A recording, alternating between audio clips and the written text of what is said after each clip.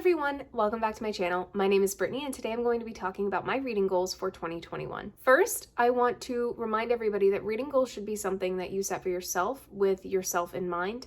Try not to set something that could be stressful later on in the year, especially with so much unknown happening in the world. I would hate to think that a reading goal becomes something that sits on your shoulders like a weight and brings you down during the year and makes you feel like you're not a good enough reader. So when you set your reading goals, make sure that it is something that you feel you can attain during the year. For example, my own reading goal is only 36 books.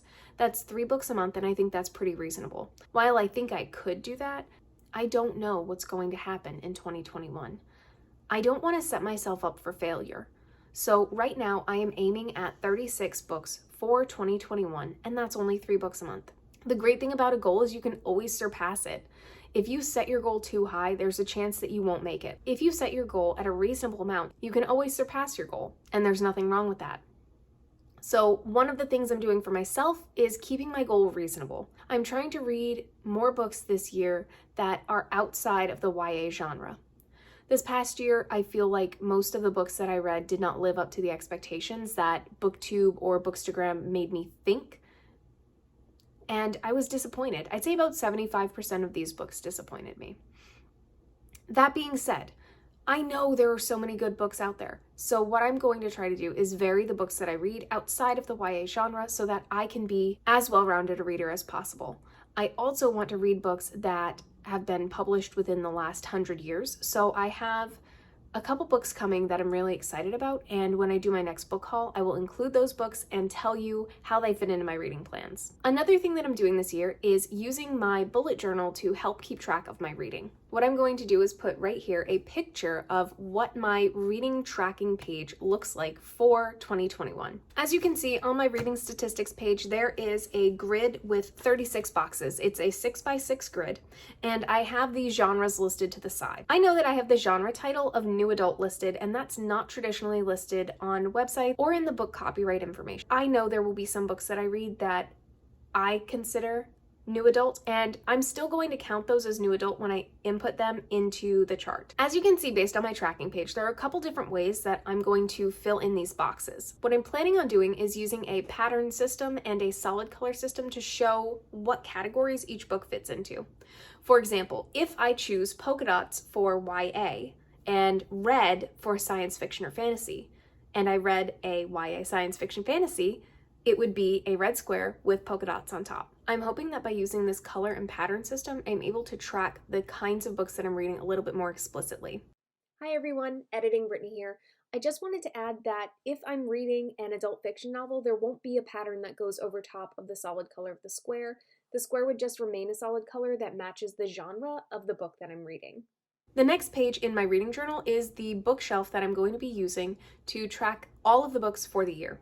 While I've set my goal at 36 books, there's always a chance that I could read more, and as I read each book, I will add it to the bookshelf. When I do my quarterly check-in, I will include my journal pages of tracking books so we can actually see how things are going and how the system is working that I'm using this year, because it is new to me. Another thing that I'm going to try this year is to keep a running wish list of books that pop into my head that I want to buy at some point. I did purchase a new bookshelf a few days ago. However, I am already down to only 1 empty shelf. While I have more room on this bookshelf, I'm already running out of space. But I also don't want to constantly be buying books and give into that sort of consumerism aspect. I know there are books on this shelf that I will eventually unhaul just because they aren't something that I think I'll ever go back to. My goal with keeping a wish list is to be a little bit more mindful of which books I'm purchasing and how often I'm purchasing books. The next page that I have in my reading journal this year is a book notes page. I was not very good about this in the 2020 reading year and thought, oh, I'll just remember everything that I read. So this page is going to help me remember characters, problem setting, solution, and little plot points that happen in the book and things that I like. For each month, I'm going to set a TBR and a haul page in my journal just so I can keep track of the things that are going on, and I try not to get too off base with whatever it is that I'm reading. In 2020, I was a little bit more of a mood reader and I got into a lot of slumps. I'm hoping that by having an intentional TBR page, I'm able to keep track of everything that I'm reading and stay on target for the things that I want to accomplish during each month. I know that having 5 books in 1 month is completely illogical, and there's no way that it's going to happen every month. The reason I have more than 3 books on my TBR for the month is because if I'm feeling a little bit like a mood reader, I have a couple options of things that I've planned ahead to read that month, and it won't mess up my plans too badly. I also have a haul section so I can write down the books that I have purchased that month, or even write down some unhauled books so that I can keep track of these things for future videos.